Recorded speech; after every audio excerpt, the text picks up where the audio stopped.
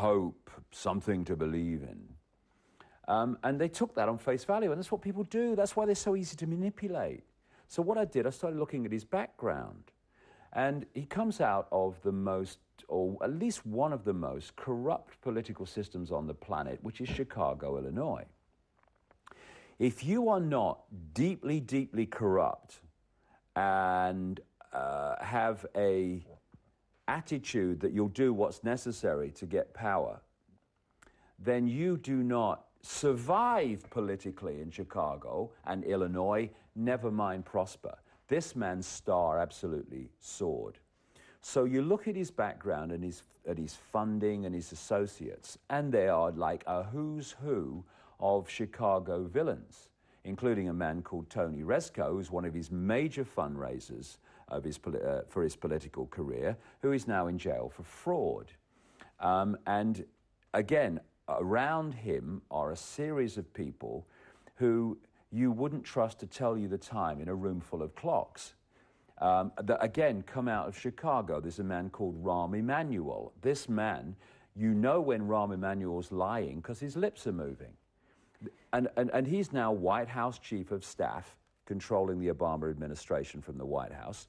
And another man who's a close associate and works as one unit with Rahm Emanuel is a man called David Axelrod, another figure out of the deeply corrupt Illinois Chicago system, who was the man that orchestrated Obama's entire election campaign.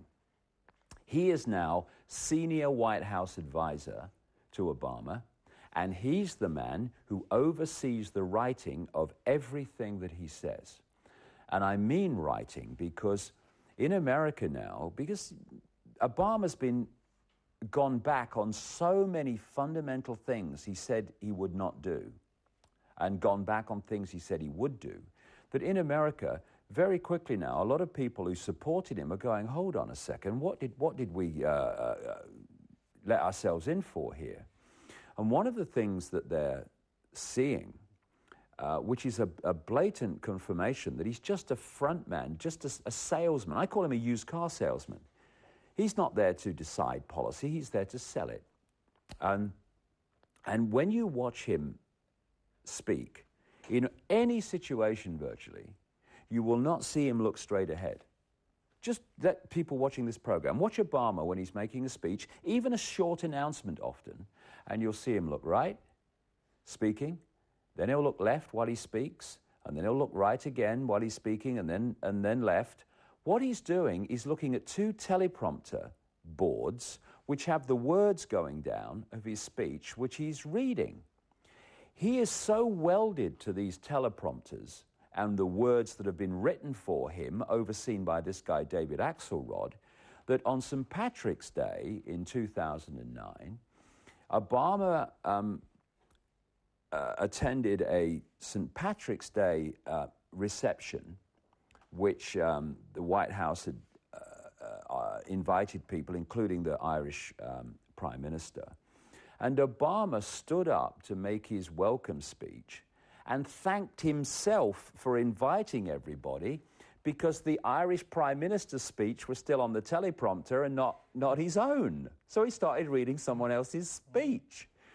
And he's known in America now more and more as the teleprompter president.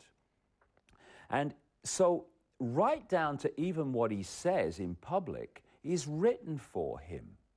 He is just there to sell the policies created in the shadows by the same network of people, of which Emanuel and Axelrod are public faces, of the force that controlled the Bush administration. So I've talked to you before about this technique, problem, reaction, solution, which is what we're talking about with the credit situation. Create the problem, get the reaction, do something, fear, and then offer the solutions to the problems you've created. What they've done now with the last two presidents is have a presidential version of problem, reaction, solution. Bush was brought in to front up the creation of the problems, overseas wars and extending the American military, and towards the end, this financial crash. And then in comes Mr. Smile, Mr. Fake, to offer the solutions to the problems that were created through the Bush administration. And these solutions are advancing the agenda of that network that controls Obama as much as it controlled Bush. And this is why all the things that Obama said during his election campaign about civil rights, about not holding people without charge or trial, about what he would do financially, and a great swathe of things. He's gone back on all of them because what he said he would do was just to get the votes to get elected, and now he's just following the agenda of the people who put him there. He is no more Mr. Change than George Bush was. But what they did with Obama, and of course this guy Axelrod orchestrated it, was to have the most blatant mass mind manipulation campaign that you could ever see. I studied mind control and mind control techniques in great detail over a period of some 5 years towards the end of the 90s and into the 2000, 2001. And I'm watching this Obama campaign unfold against Hillary Clinton and then against John McCain. And all these techniques are being used. And what they did with Obama was this, and this is used in many countries, and it's good to be wise to it. He kept repeating mantra phrases of change. And of course, behind him, whenever he spoke, there was these people holding, these bits of paper and placards, change, change, Obama, change, all going in the subconscious, all mind manipulation. He talked about change, he talked about hope, he talked about something to believe in, and he talked about, yes, we can, yes, we can.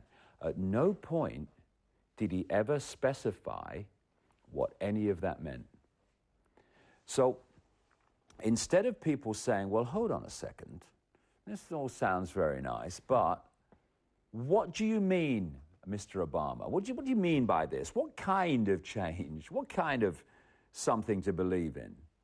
He was never pressed on any of this. It was just the mantra.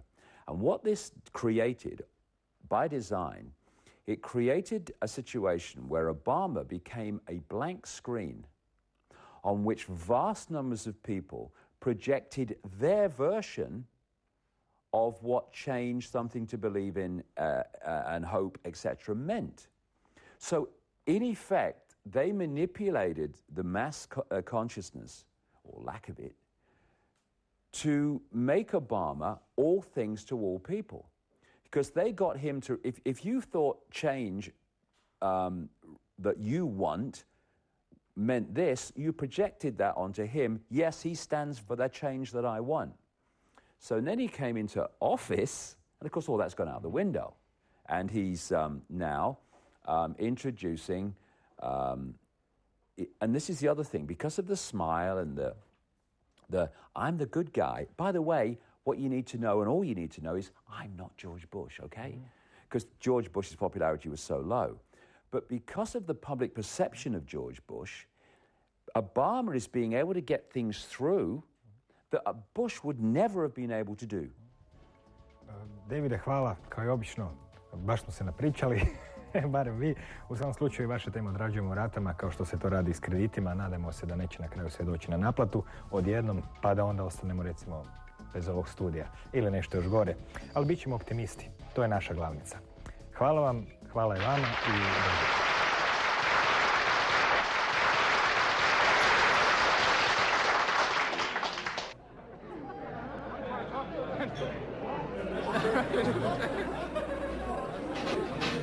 Well, then I...